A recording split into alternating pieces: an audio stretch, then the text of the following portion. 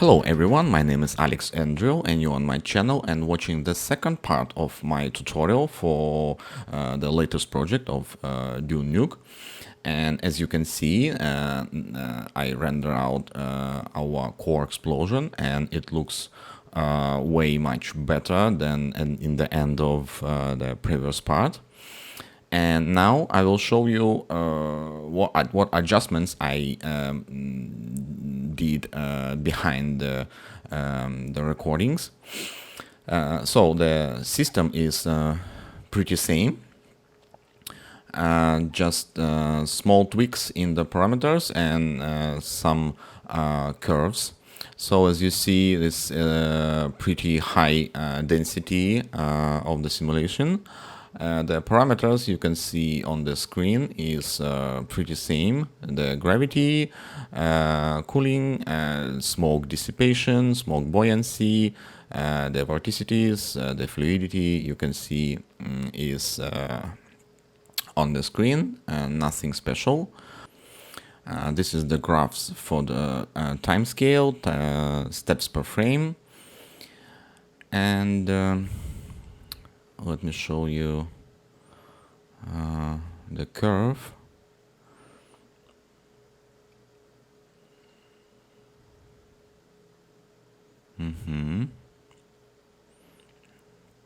So I decreased the resolution for the preview because it's too laggy. And as you see, the time scale goes from 1.6 in the beginning and goes down pretty fast to the value of 0.6. It was around the same as before, and this corresponded to the, as usual, to the time steps per frame. In the beginning is high speed, so we need more steps, and then we drop it down to the 4. And this is the settings for the vorticity.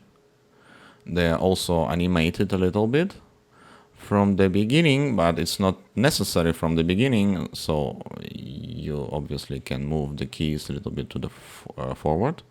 So I dropped down the vorticity from the pretty high values in the beginning to make it more crazy, and then decrease the vorticity in the end.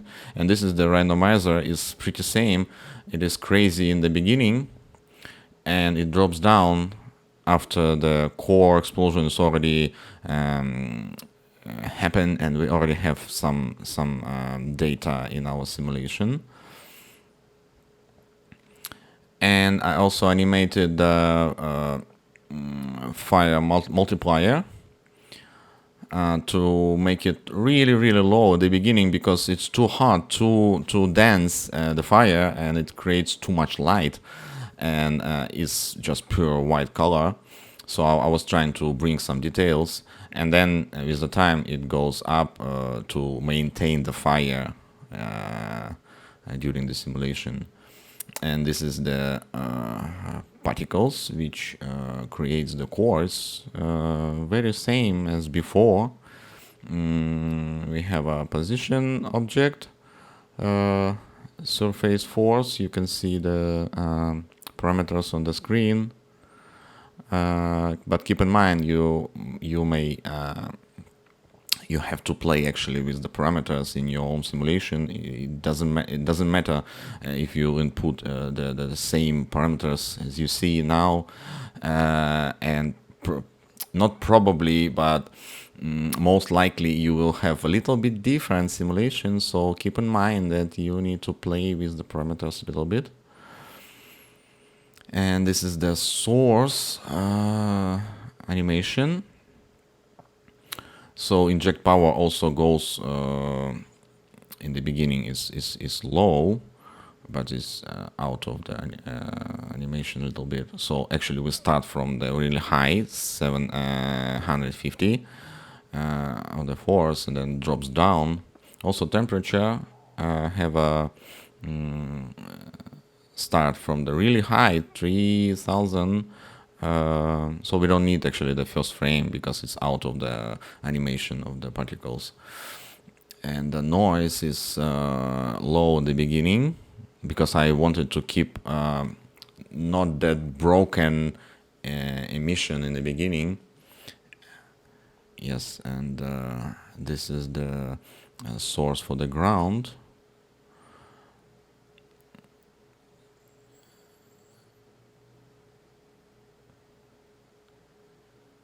As you see, it's not that much smoke comes from the ground. Mostly it's from the particles, actually. Particles and debris. So this is the outgoing velocity for the source, and it starts also from the pretty high value and goes down with the time. But again, this is the source from the ground. It is not that critical, and then second source from the core particles.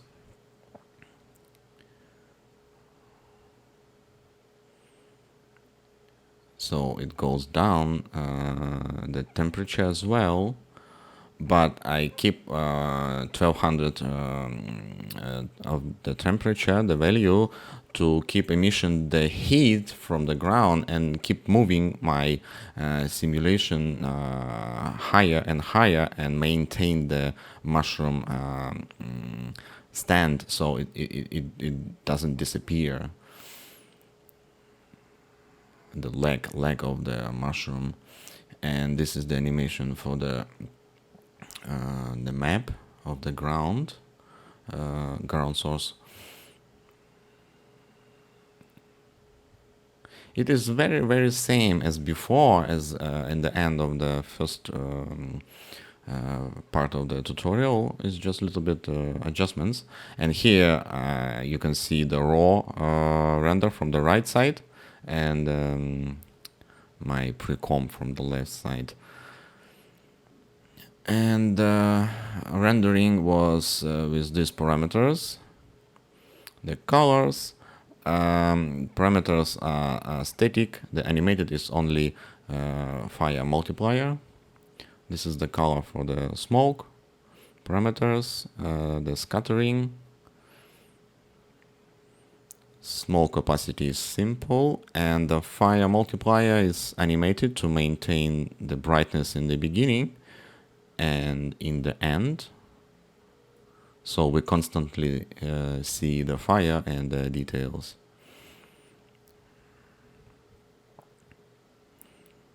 Yes, so this explosion now is almost perfect for our purposes. So let's import our explosion in our scene with the camera and the ground. So we need to create a new simulation box, and in the input we need to target our cache and set the timeline origin to see in our timeline the explosion. Turn on GPU preview, decrease a little bit details because it's really crazy, almost 70 million cells. Well, it's a little bit too big, I think, but we free to scale. Yes. So yeah, now it is looks good. Later we will adjust the camera animation to keep the explosion in a frame. Now let's change the range of our timeline. So it will start not from 0, but from 1001. And let's move our keys of the camera animation to this new start. It is not from 0 anymore. It will be more convenient to work with this time range.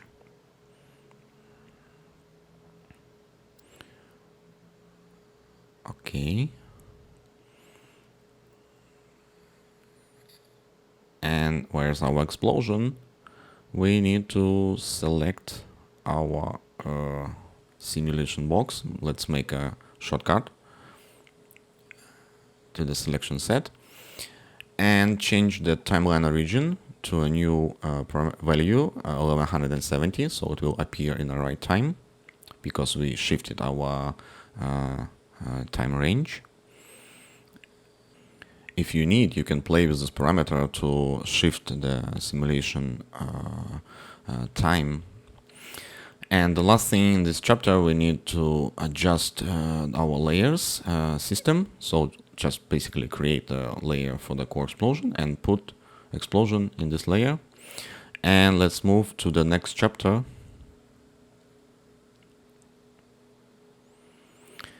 So in this chapter, we will create a dust wave. So let's create the layer for this new simulation. And now, for the beginning, I think it will be a good idea to make some object and decide how big our dust wave will be. So I use it for this purpose, just a simple tube. And let's adjust it a little bit. So it's just to specify the volume of the it's just for the preview. It won't take part in a simulation. So now we need to decide how much ground we need for this new simulation. So let's make a copy of the ground object and call it dust wave emitter. And let's choose the polygons which will be used from our original ground. So we don't have to take whole ground because it will be crazy, just double our polys. It's already crazy, it's the most heavy object in the ground. So let's freeze the transformation, so for all of them. So it will be fixed in the position. So let's delete our tube, we don't need it anymore. And let's work with this our emitter. Let's make the new map.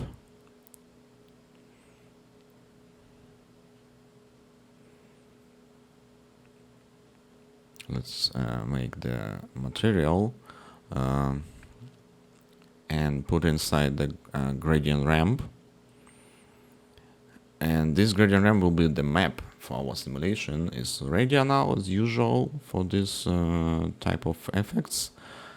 Starts from white color in the center and then black color outside. So as usual, what is white is emission, the black is zero emission.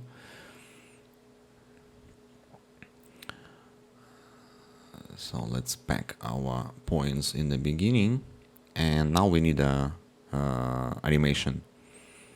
So let's animate these points of the gradient ramp according to the explosion, and let's just imagine that this white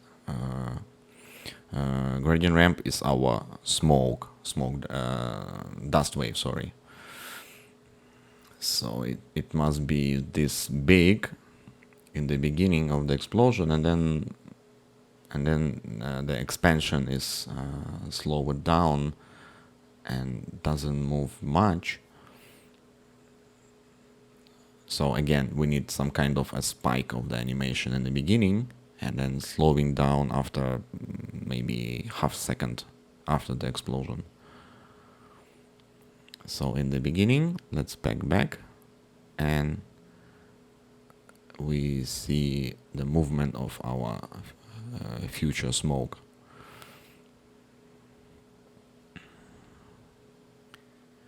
Yes, something like this. So this is basically just a concept. You can create your own size or speed expansion of the dust wave. So it is not necessary to copy everything.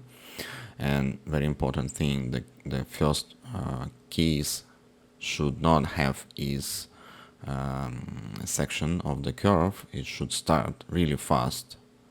So adjust the curve like this. Yeah, a little bit wrong position, I think. So I need to move. Well, we can move the either mapping, or we can move our explosion position, because our explosion position anyway is not created on the is not related to the surface of the ground, because we made it on a flat surface. So we can move the explosion. Otherwise, if you created the explosion already on the surface of the dunes, so yes, in that case you need to move the mapping. So let's create the simulation box for the dust wave, and I decided to cover only 50%. Basically, you can work even with the quarter of the size. It is enough. You don't have to simulate whole scale of the emitter, because it is anyways circle. It will be much more faster to work with 25 or 50%. So let's create the source object for the dust wave. And let's add our emitter object and copy our map instance, very important, to the smoke and velocity channels, and add source and the ground object to the simulation box. Let's adjust the backup and the storage quality and set output files as usual, nothing special here. And let's prepare our first simulation. So let's start from the velocity animation. So it starts from 0 and then hit the high value, and then slowing down, not slowing down, dropping the value to the level of 2 only.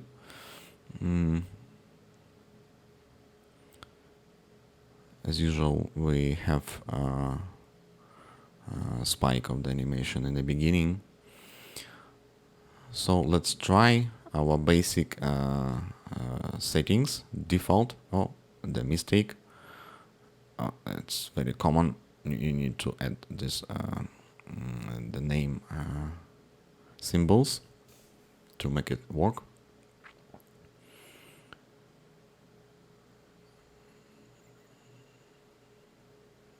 And let's delete everything we had before.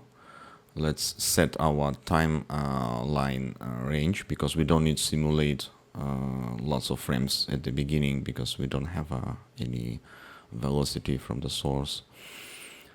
And this is what we have. It is very low. It more looks like a light dust, which we will do in the next part of the tutorial. This smoke have to be higher, bigger, shows more impact on the ground. So let's increase the velocity in the beginning. Add some noise at a crazy 100 value. Alright, now let's play with our parameters and animate steps per frame animation parameter. Start from the value of 6 in the beginning, and then after a couple seconds it drops to value of 2. As usual for all these simulations, we have higher values at the beginning, and then it drops down after a second or around that.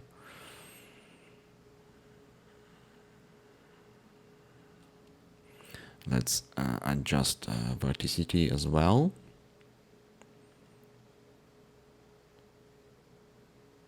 Smoke buoyancy I prefer to set below 0, 0.85 below 0, to prevent going smoke, which is dust, upwards. And let's try our new simulation. Okay, now it goes really high. Well, it's not bad, but it's not right for our explosion. And let's adjust our velocity.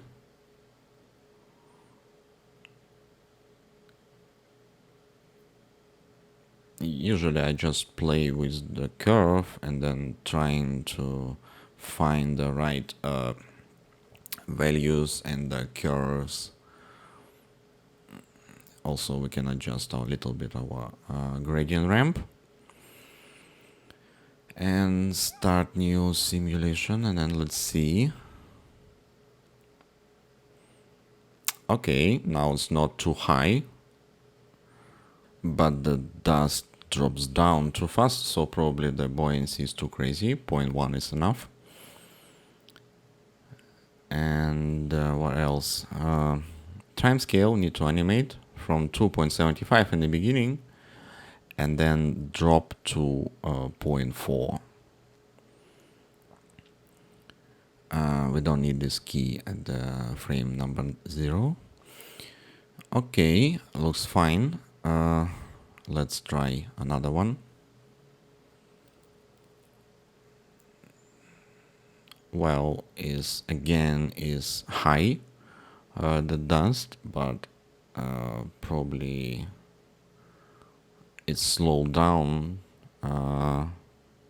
too much. Also velocity, maybe a little bit drop down. And try one more time. Okay, now it looks much more better. The dust wave is not too high, and it stops at the right height above the ground. So now we can hide our core explosion, and we need to do another trick. So let's create the sphere, simple sphere in the center.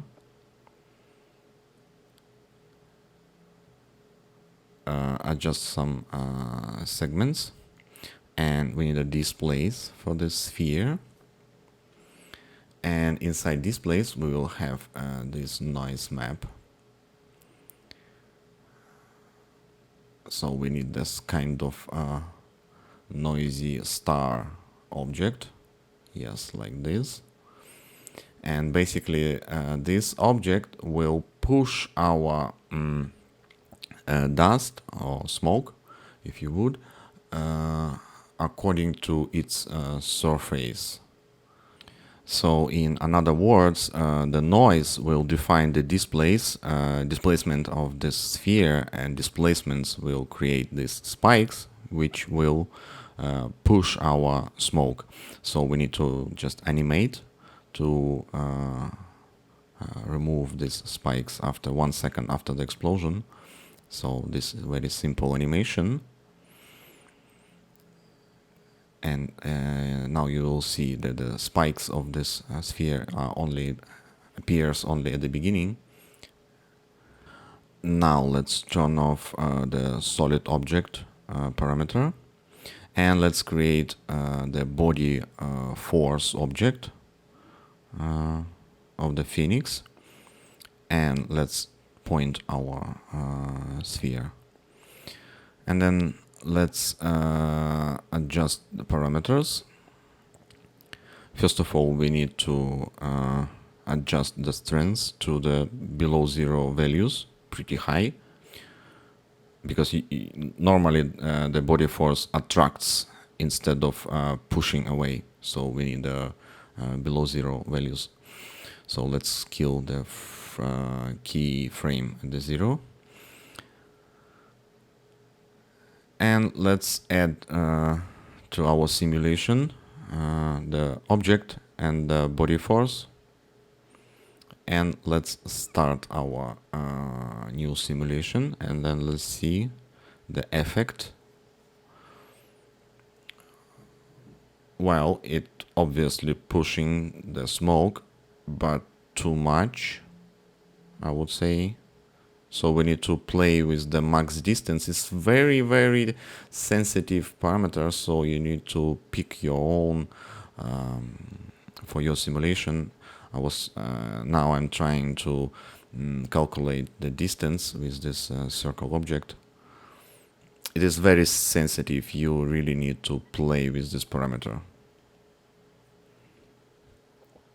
And that's why covering only 50% of the ground emitter is critical, because it will speed up all your tests, because you will make a lot of tests.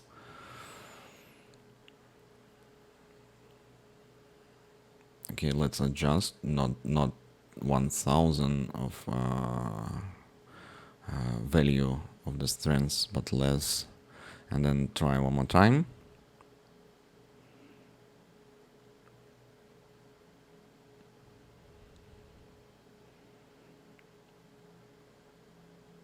Okay, it is pushing not that crazy as before, but we need to adjust a little bit more.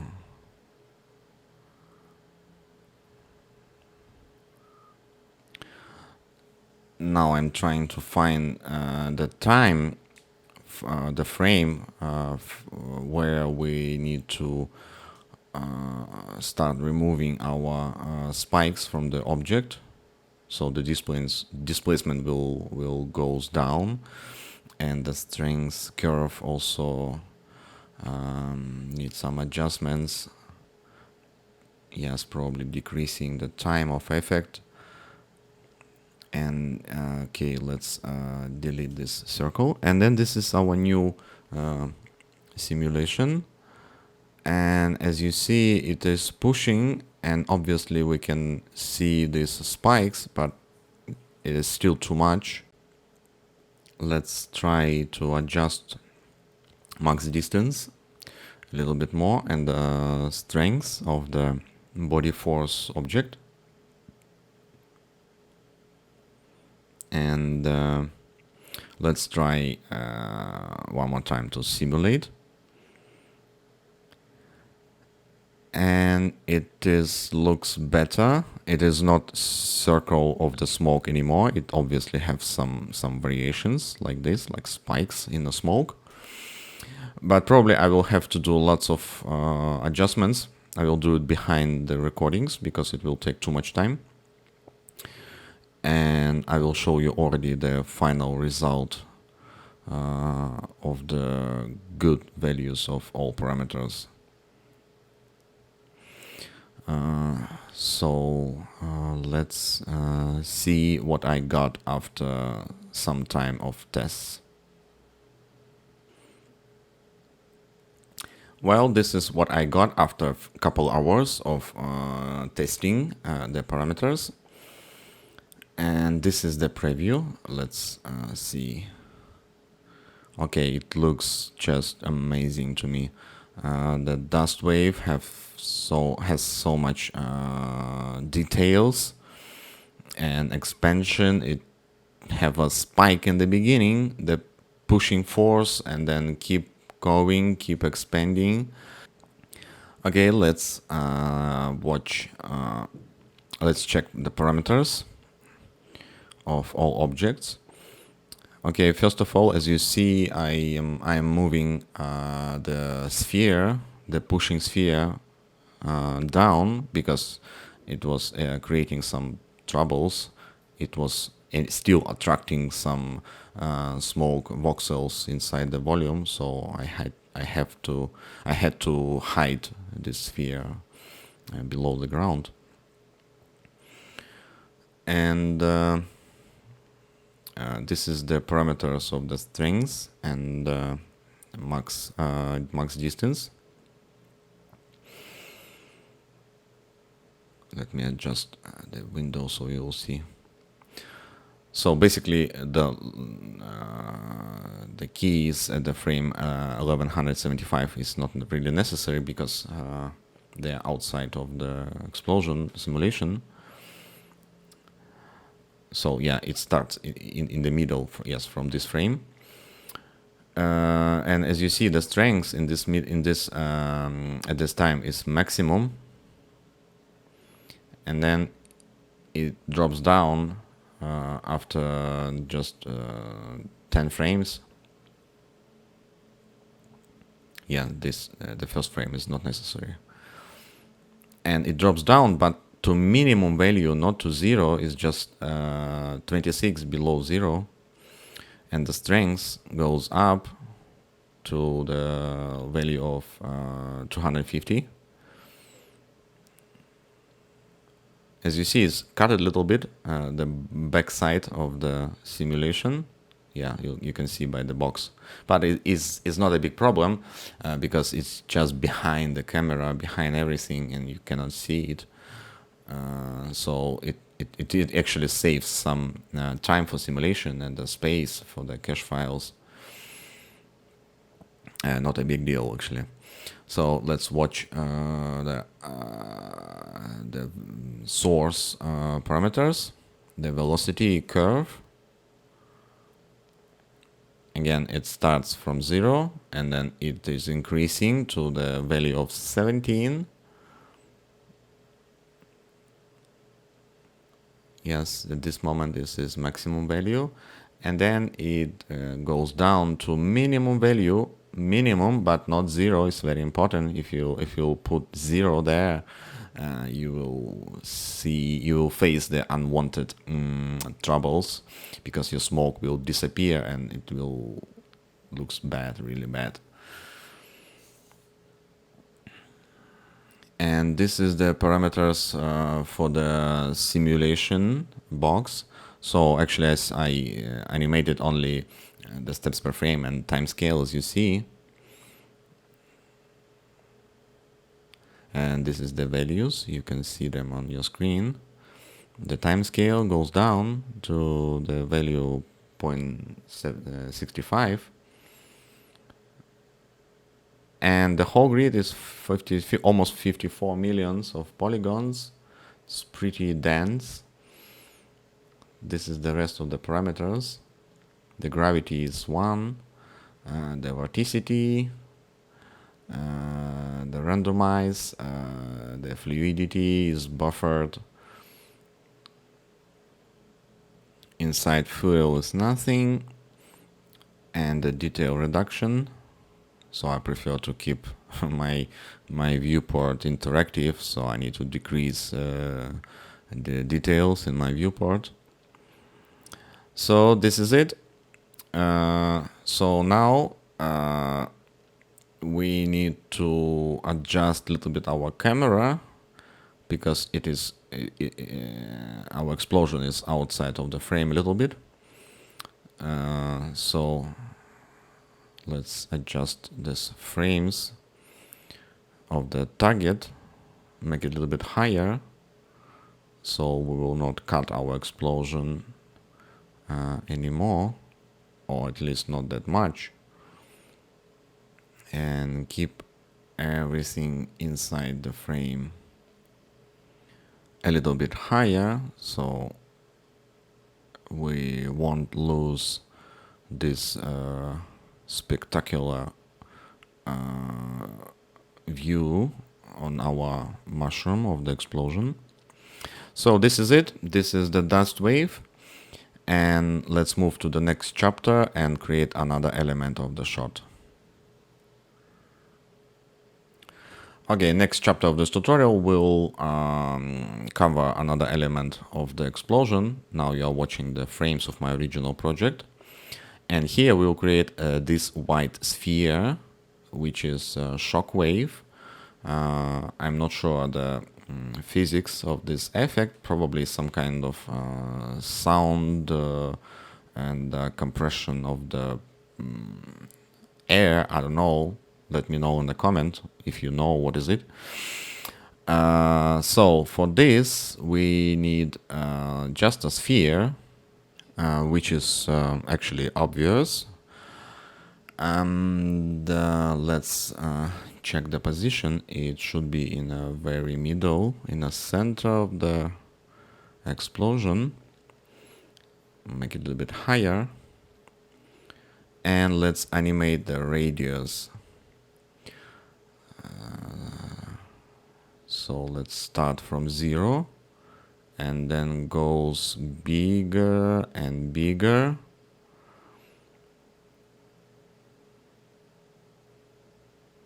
And let's make see through this object. And bigger, and it almost reach the frame borders.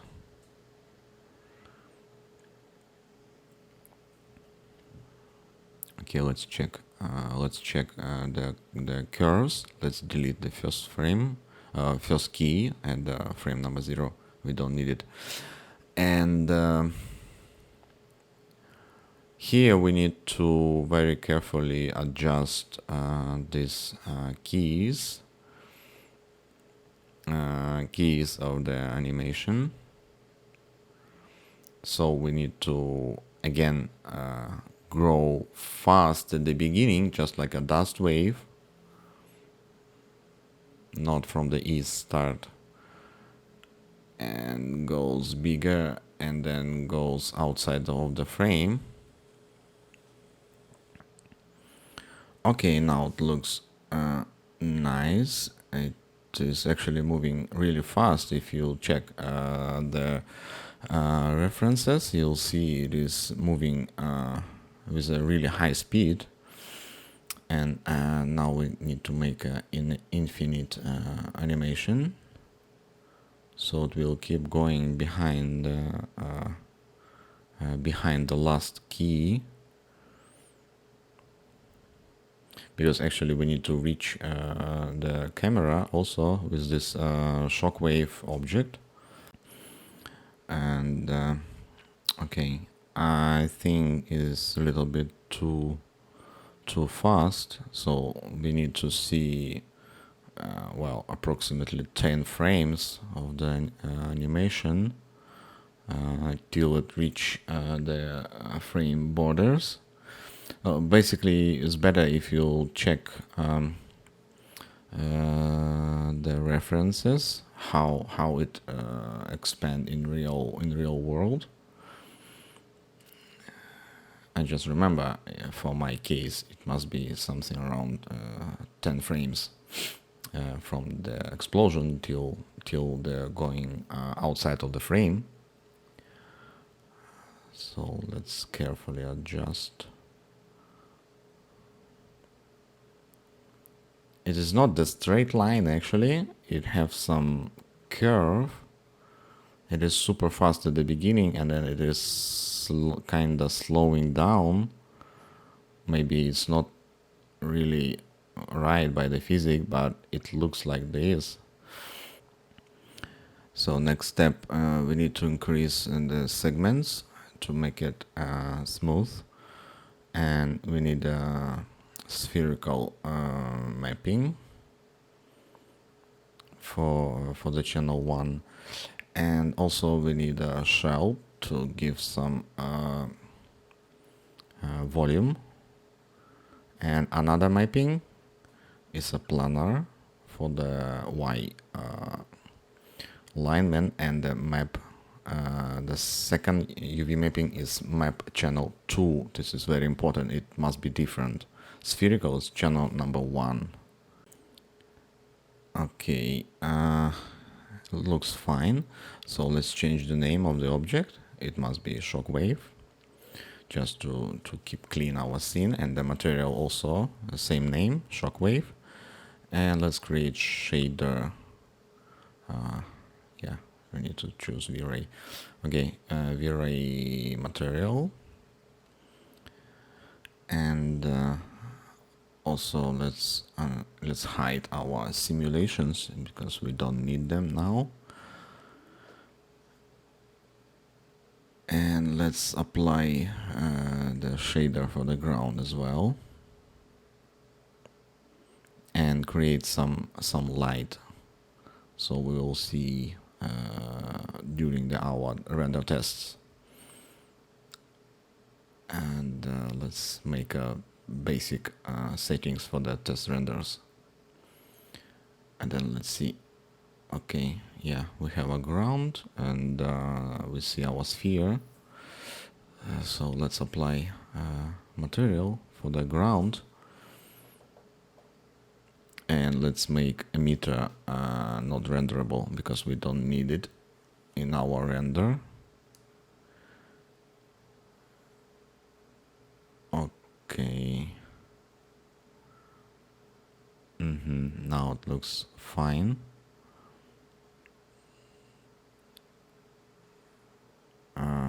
Okay, let's work with the our sphere shockwave material. Let's choose the color, something yellowish.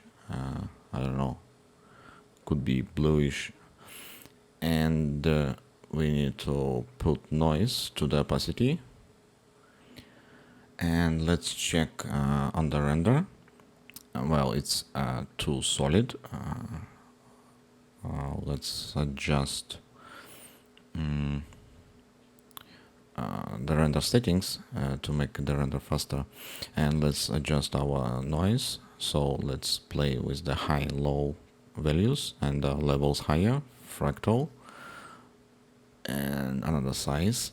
Okay, bigger scale, something like this.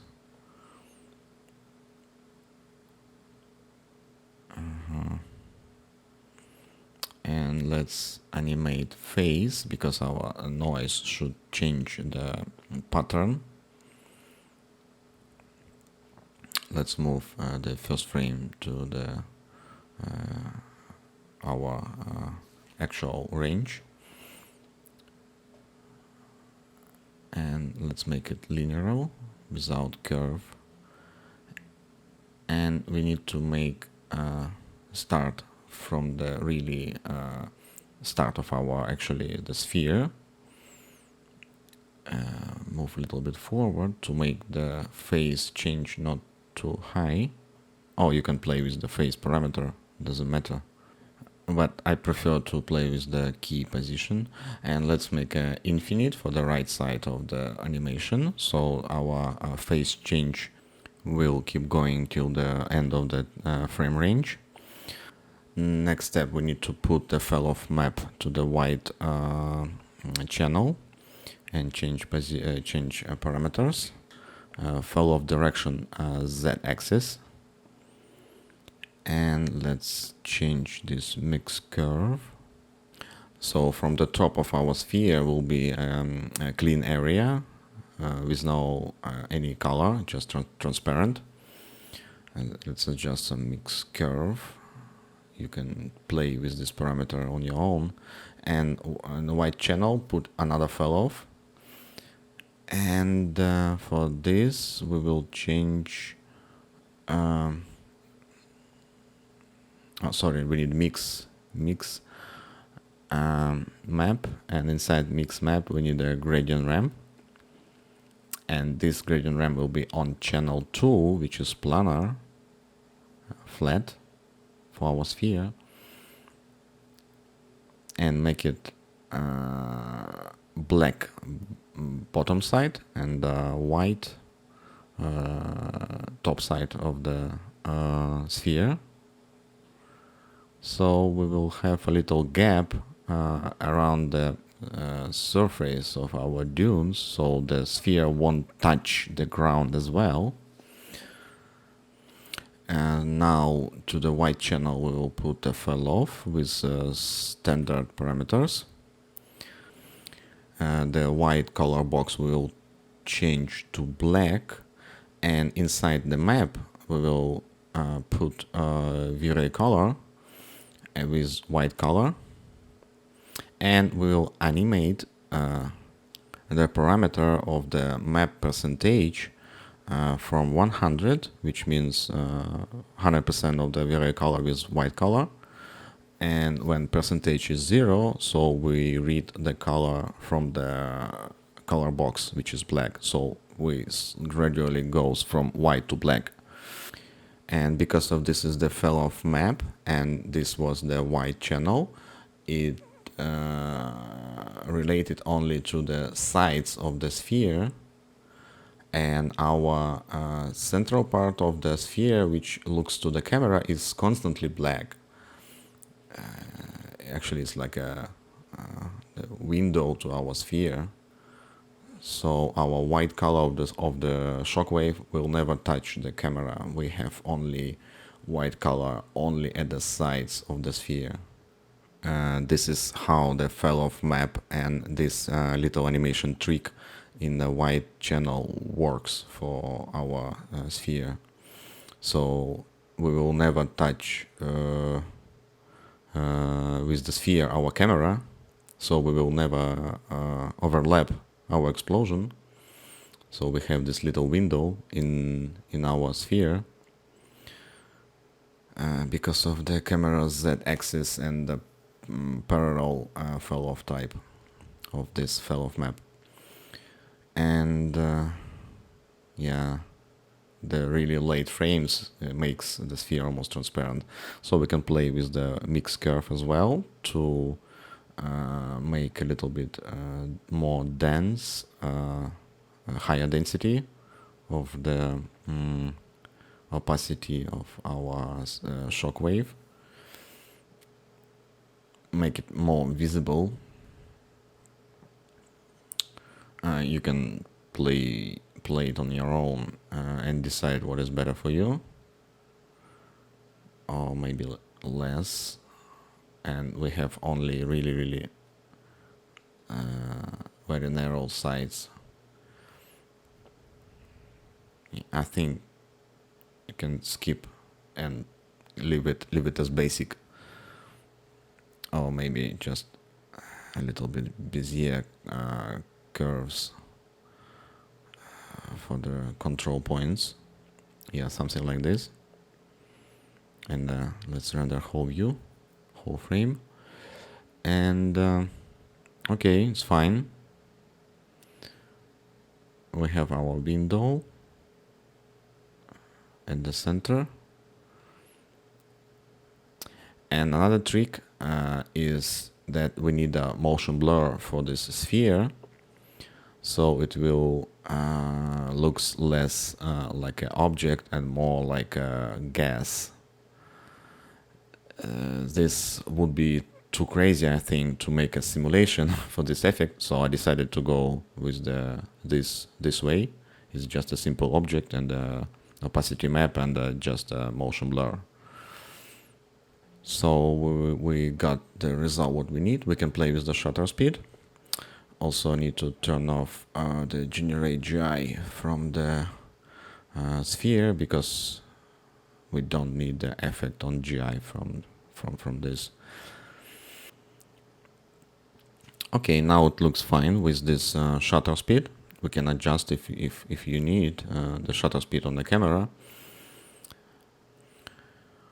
Okay, I think the material for this shockwave was a little bit complex to watch it with the compact mode, so I will show one more time with the slate material editor. Yeah, see here you can clearly understand which map is where. So I start with the vray material. It is very basic, just a color. I didn't touch any parameter, and just in opacity I put the noise map with the high and low parameters, size pretty big, and the animated face with an infinite animation.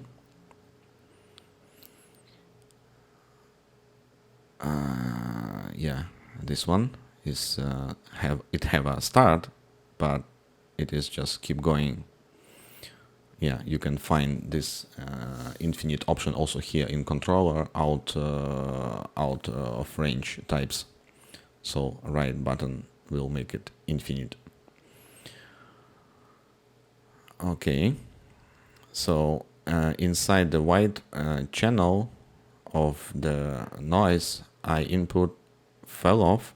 It's the first fell off with the parallel fell off type and fell off direction z-axis, and I played with the mix curve, and this fell off map cutted the top side, the top of the sphere. So because we need to have only like a sides of the expanding shockwave. Yes, and inside the white color of that fell off, I put mix map, and it has a black and white. And inside mix ramp, I put the gradient ramp with map channel 2, which is planar, flat. And with this gradient ramp, I will cut the bottom side of the sphere, so it won't touch the ground with the sphere. See, the black color is just above the surface. Actually, you probably noticed that I actually put, for this point, I put not just white color but gray, so I have a little shift with the white colors to the upper side of the sphere. And inside this mix map, in the white channel, I put another map. It's fell off, the second one. So I changed nothing into the black side. The white side I made black, so they're same. Inside the channel map, you see the vray color, and inside that vray color is white color. And you see, in the end of the animation, everything became black, and it's totally opacity 0. So closer to the camera, our sphere is disappearing because of this animation in between the color box and the vray color map, because there is white color. And so this material looks like this. Pretty basic, just it looks a little bit complicated, but actually it is simple. And I think I'm a little bit bothered with this black stripe. It's all because of the scale of my second planar mapping. You see, it's too small. I need to make it bigger, so we will not see anymore the black color of the second mapping channel. It was just a too small scale. Okay, I think I will show you my lighting settings next after this, but it is that small that I don't think so I need to make it separate chapter. I think, one more thing. We need to make to change the layer system and make a separate layer for the ground. I forgot about this. And give the name to the object. And okay, let's move to this like a under chapter about the lighting. So my lighting is very basic. It's just a sun with the white color, standard parameters, just everything is simple. And don't vary light, also basic, turn off invisible. And the only one thing is the map inside. This is the very simple cloudy HDRI. See, just the clouds, and a very low overall multiplier is just 0.07. It was too bright for me. And the only thing here, I tweaked the colors. You see, it was a little bit bluish, and I made it a little bit yellowish with this manual RGB adjustments. So this is it. Another feature which I used for my scene was vray environmental fog. All defaults. I changed only the distance, the color to a little bit yellow. Height is 700. So yes, all default. And the lights, I choose my vray light. Okay, that's it. The lighting was a very easy part. The next element will be material for our desert. I will show you this shader, how it was built. Okay, let's move to the next chapter. Okay, this is the shader of our desert. Basically, this is the very default vray material with just a bunch of maps which I downloaded from the Quixel website. I will show you later. Yeah, you can skip this. This is only for the test. This is just a vray map and a color correction to adjust the color of my ground, of the sand actually. As you see, it was a little bit too brown. I made it a little bit not that crazy saturated. And this is another trick of my project. As you see, the texture is about the grains of the sand, which are like 1 millimeter size or 2 millimeter size. But here in my project, they look like small pebbles or rocks. And actually you cannot tell from this angle that this is just a tiny grains of the sand. And it looks, for my project, it works as the really like rocks. So from the Quixel website, you can get this texture. You can see the link on the screen. You can get the account on the Megascans Quixel website for free. Actually, it's just like a textures.com. It's free textures, and they also have objects to download. So this is the color channel, just a color correction and the map. The roughness, also the map, because they comes in the pack. The color, roughness, also bump with the grayscale bump map. Also the normal map is like a set, 4 or 5 textures, I don't remember. They are all in the channel number 2, and channel number 2 comes from this UVV map 2020 tiles. This is for the scale of my project, map channel 2. Okay, yes, every map in this shader, as you see, is a map channel 2, and the tiling inside material is 1:1. In the reflection map, I have a fell off with this mix curve default settings, and reflection glossiness is another grayscale map. Okay, this is it. Basic sand material. Another feature is vray displacement mode in the subdivision type. You see the polygons are pretty big, closer to the camera. So with the channel number 2 for displacement, with this amount values on your screen and these settings, and with this displacement map, let's turn off these layers, we don't need them now. So basically here is just a black color, it's like in a Photoshop basic layer, just a black.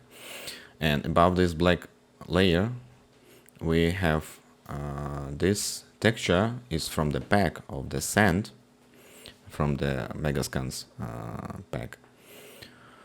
So I adjusted a little bit the curve, the RGB level as well, to make it more contrast. And so this map is inside the vray displacement mod.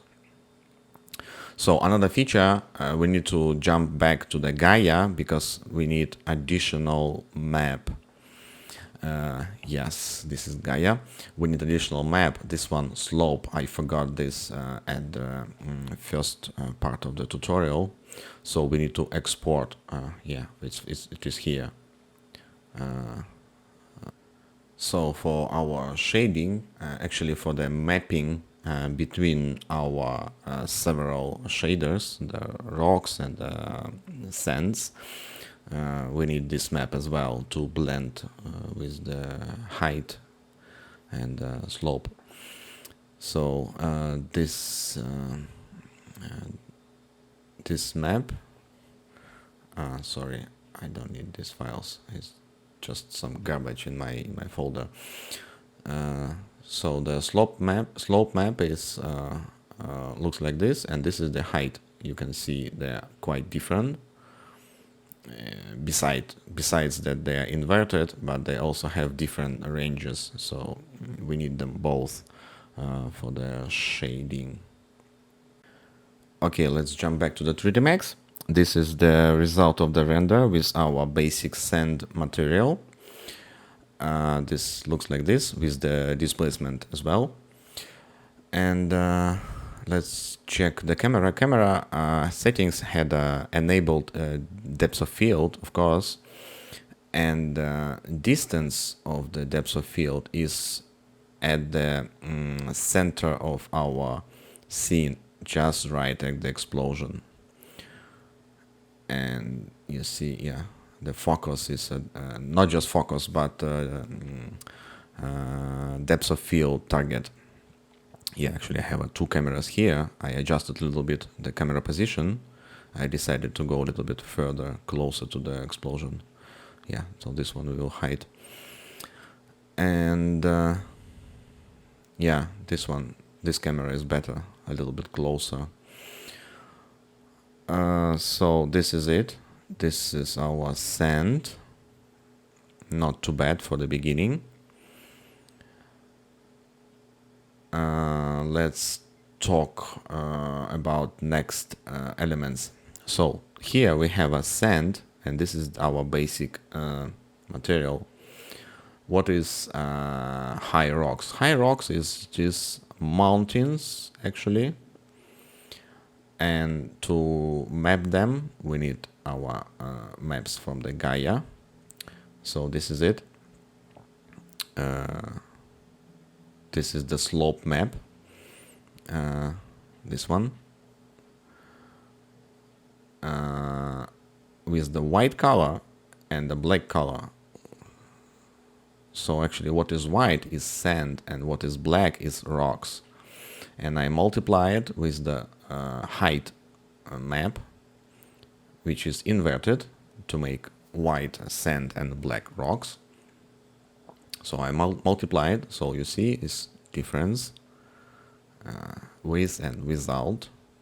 So it's a simple composite map of two maps from Gaia. And again, I inverted to make white rocks and the black sand, which means what is white goes to this material. And this material is just rocks.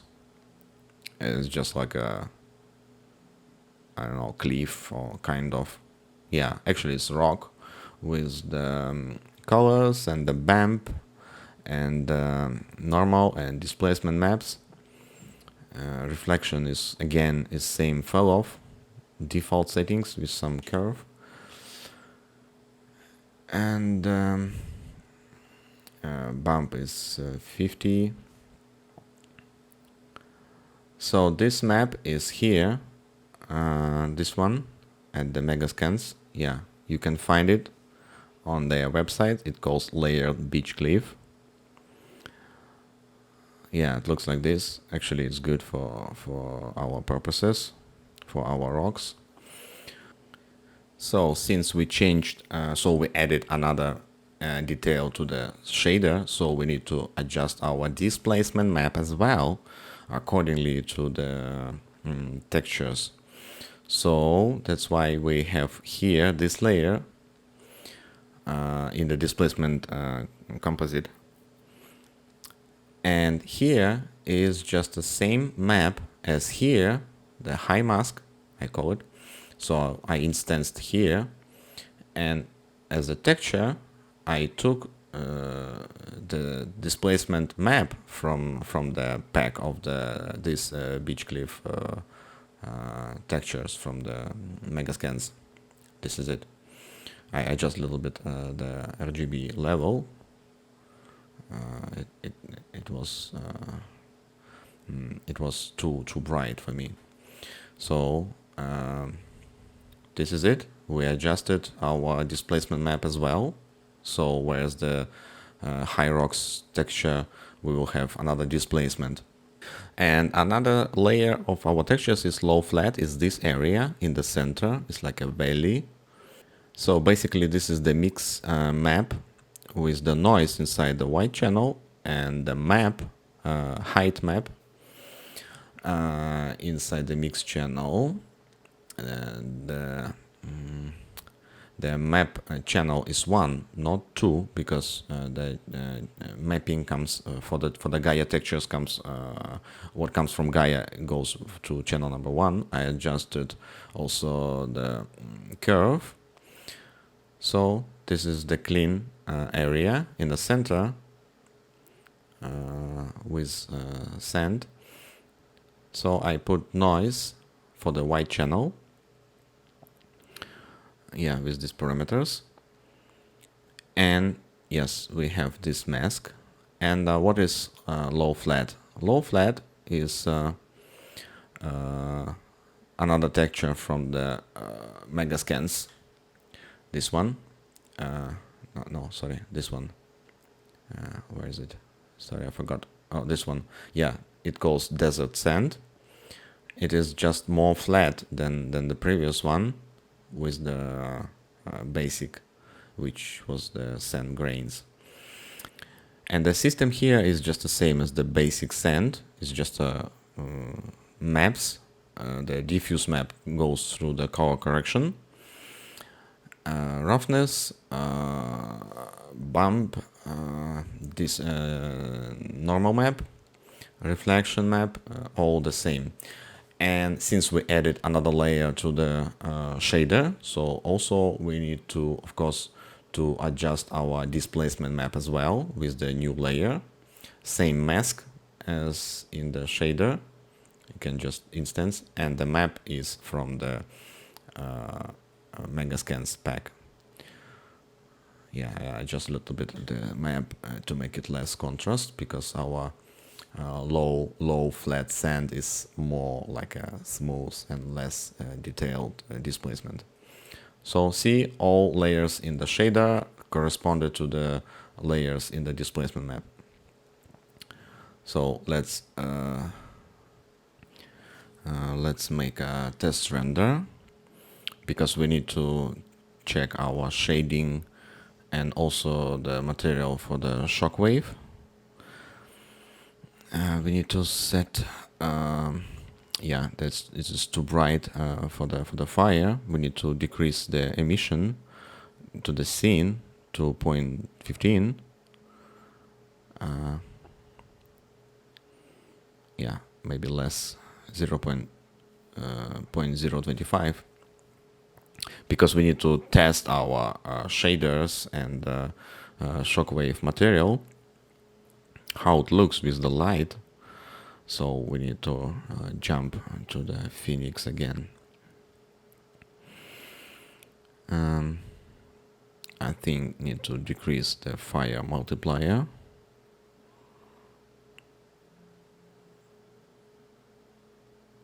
Okay. Let's check this render with the lower fire multiplier, maybe less, 0.01, because it's totally white. Can't see any details inside the fire object. Let's wait till the update of the render. Okay, now we see some details. But unfortunately, we don't have enough lights on the scene. Maybe make less multiplier to see even more details inside the fire, and later we can bring back some light to the scene with the parameter of light casting onto the scene. Okay, with the lower multiplier we have better details on the fire. And yeah, let's bring back some more lights to the scene. And let's wait till the render.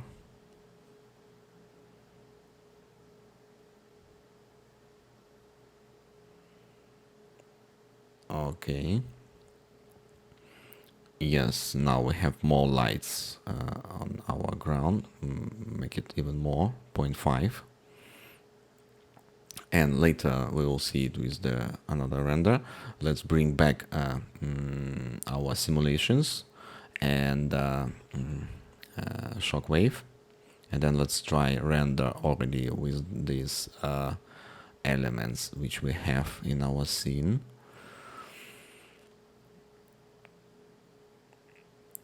Yes, with these parameters.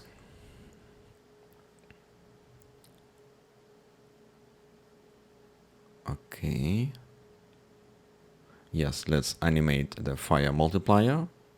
At the beginning is 0.007, and in the end it becomes just 1. So we will have details in the beginning, whereas the fire is very bright. Let's delete this unnecessary key. And we will still have a fire in the end of the explosion. So yes, let's try to render the frame with all these elements. And this is what we have now. Okay, I think the lighting is okay. Both lightings inside the fire and over the ground, I think is well balanced.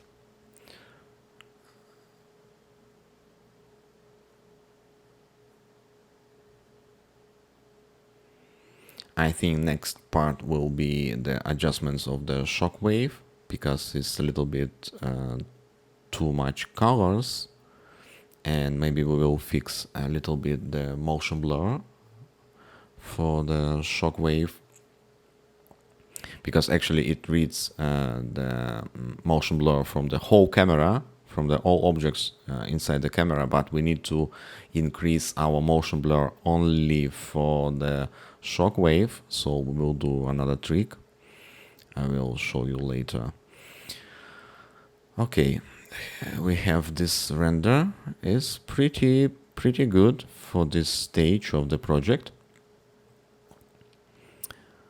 Okay,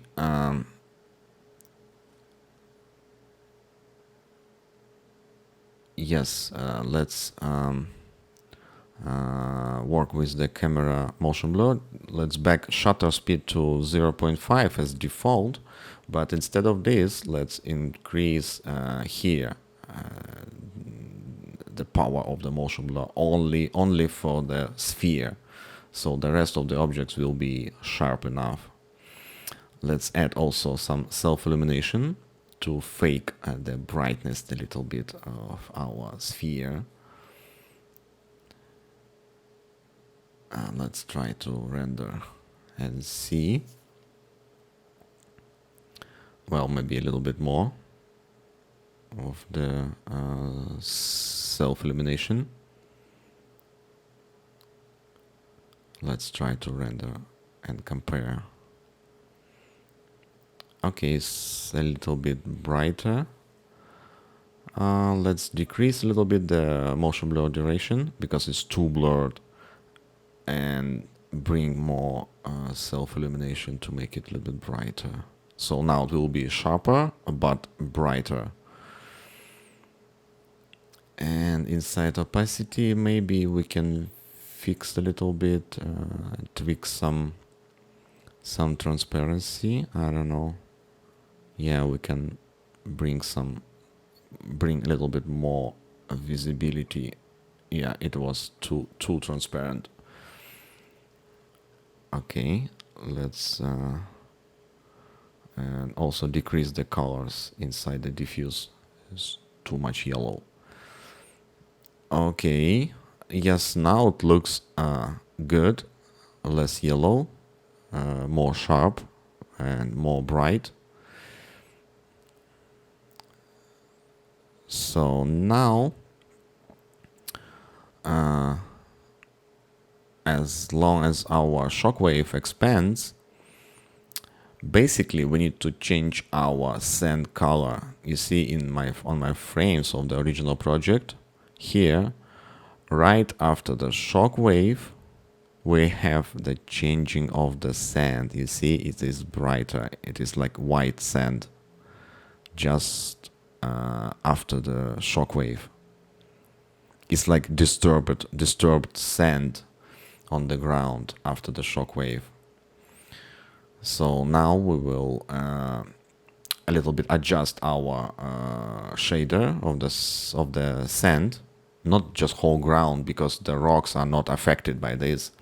We will just add a little bit some tweaks to our maps of the sand.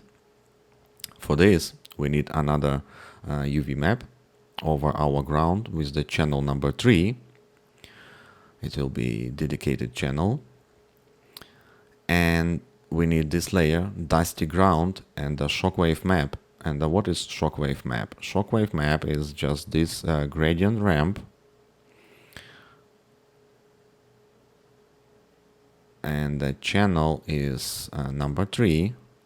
Let's see in the viewport. Yeah, let's create from the scratch, so you'll see, because I already had pre-made some elements. So let's create a gradient ramp, radial, and again white color. Oh, here is different because here we use the solid, not the gradient. Actually, we need the solid colors. And with the map selected, mapping, we need to move a little bit our UV mapping editor to match the position of our explosion. So our circle will be in the right position, just under the shockwave. Sorry, it's a little bit laggy because it affects the whole ground. Yeah, so now we moved our mapping right under the shockwave object. Okay, a little bit more, just to be precise.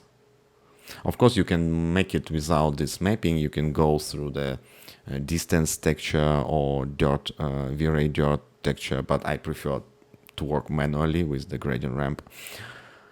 So let's change colors. So we will have a black map and a white map just under the sphere. Probably it won't be solid.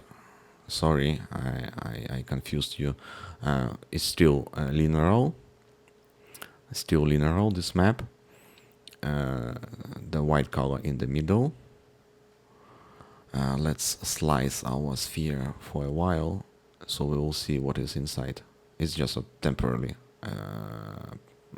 modifier for the shockwave. So let's animate our map, the point on the gradient ramp. So we need to follow manually our shockwave with this point, because we need to change our sand texture just right after the shockwave. And just manually, step by step, later we will adjust a little bit the keyframes graph to make it smooth. Okay, and a little bit more, and just closer to the camera and behind the camera as well. Okay, so now let's check the animation keys for this texture. Let's kill the first frame key, we don't need it. So you see it's pretty similar actually to the shockwave, and it's supposed to be like that. Yes, see, they are almost identical, it's just different scales. Okay, and it match very well. Basically, you don't have to be super precise because it is very fast moving.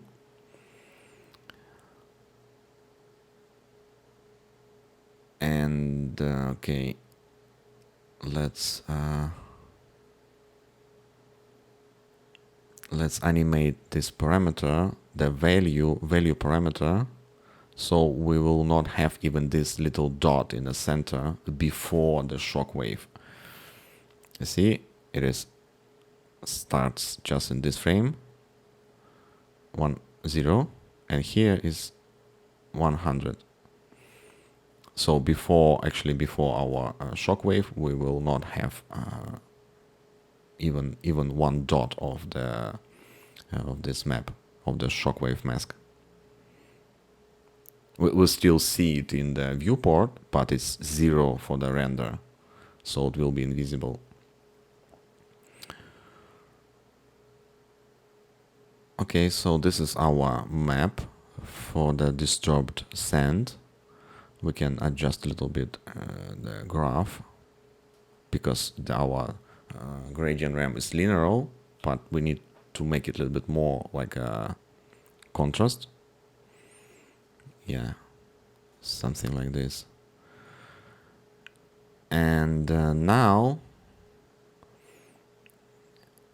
we need to deduct our mountains, because the mountains, they are not affected by the shockwave because they simply don't have a sand on the surface. It's like a clean mountains. So I added this additional layer with this just a black color, vray color, black, and the mask is here, is a height mask from here, from the high rocks, and just copy it. So by this map, we just simply deducted the rocks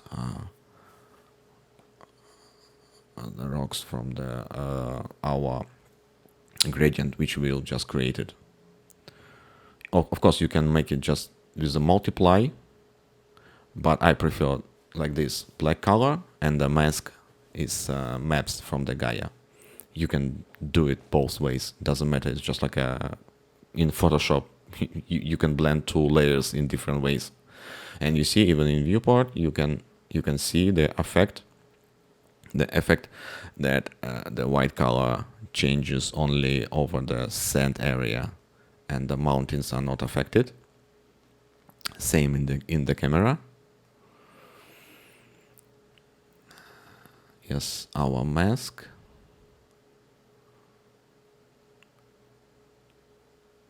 Okay, we need to adjust a little bit more, like this, in the end of the animation.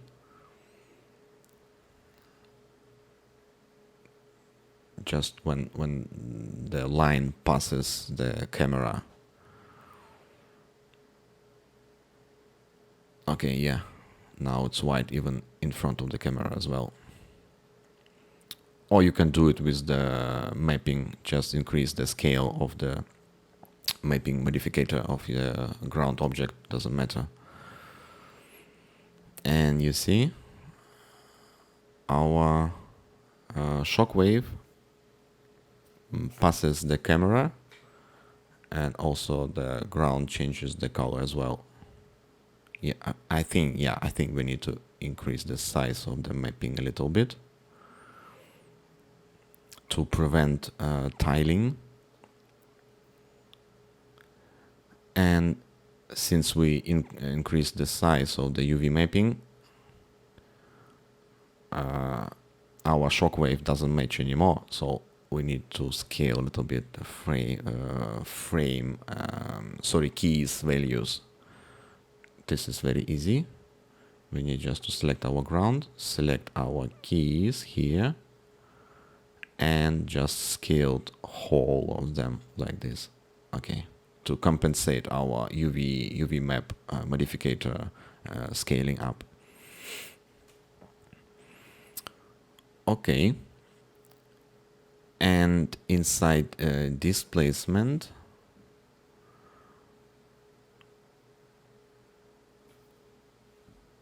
sorry, we need to maybe increase a little bit more the contrast to be like a more sharp, but not like 100% sharp. It's still linear a little bit.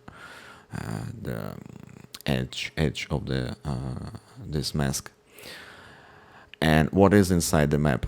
And inside the map, I have just simply sand, which is a little bit different reflection and just brighter than other sands. So it could be even just a simple color. It doesn't matter, I think. I choose this windswept sand from the Megascans. Actually, it looks like a sand after the wind or some kind of shockwave. Kind of like a disturbed with the sand. And yes, by the color correction, I made it, the diffuse map, a little bit brighter. So this is it. This is our last layer of the ground shader. On the render, it looks like this. You see, we have this brighter area. And now we need to copy these adjustments also in the displacement map, because displacement also changes after the shockwave. So for this, we need to create additional layer in the displacement composite map, copy this mask. Actually, here all masks are copied from the shader, so you won't be confused. They're all instances. And I choose this map from the shader and copy it here. Oh, sorry, not this one. Displacement. Of course, not normal. To the displacement, impossible. Yes, but it looks a little bit too bright, so we will decrease the value, maybe 10%, 1%, no, 2, 5, 15, I don't know. I need to try. And maybe we can play a little bit in these curves to make it more contrast, so details will be visible at least. Maybe 20, I don't know.